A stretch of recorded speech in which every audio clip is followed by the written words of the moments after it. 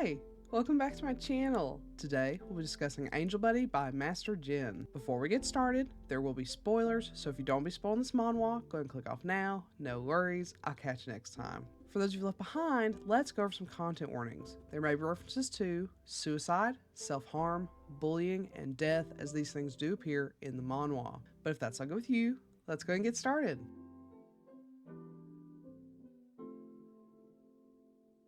Suho can see ghosts.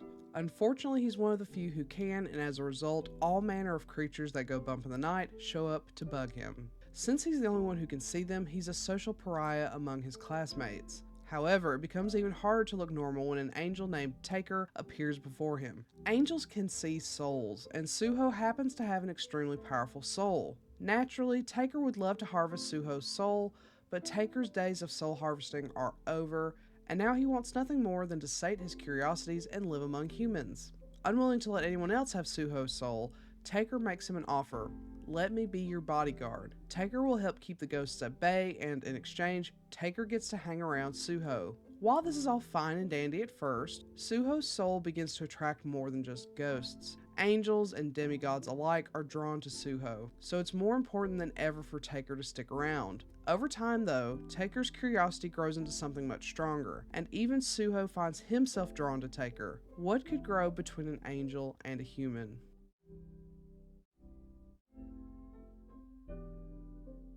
Let me go ahead and get this out of the way. The art is super pretty. It isn't perfect, but there are some stunning character designs and panels, and it's hard to fault it. In particular, our man Taker is gorgeous. He's daddy material through and through. His bird Sona form is adorable, much like Hyun's chicken Sona from The Devil's Temptation.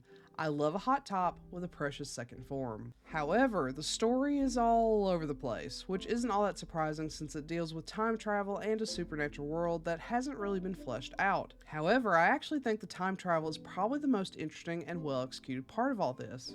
What really confused me was the inexplicable ability Suho's mother has to fight off angels. I wish it would have gone into more detail as to why Suho's mom has this unique ability. I also wish there was more clarity on the rules, expectations, and hierarchy the angels should follow.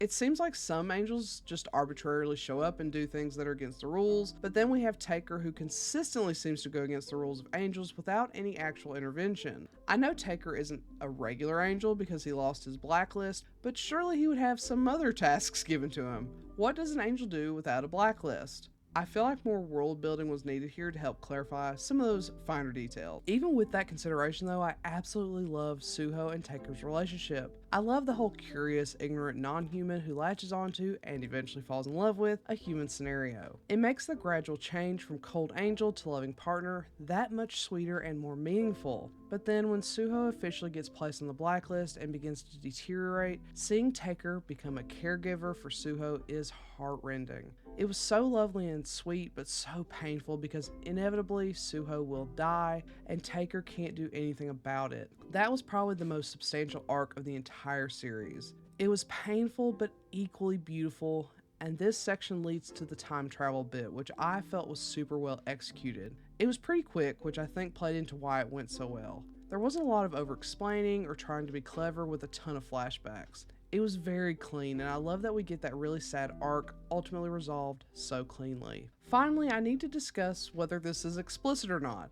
The main story itself does not contain any nudity. There is sexual content, but nothing explicit. However, a side story published separately on Lezen is explicit. Technically, since it's all part of the same series, I personally call it explicit. However, the main story is not sexually explicit. It was actually a nice change of pace as most BL I've read as of late are explicit. I'm not complaining, but it's refreshing to experience BL without that explicit element. The side story is not necessary to the main story, so if you'd like to skip the explicit portion, you can without losing out on any of the story.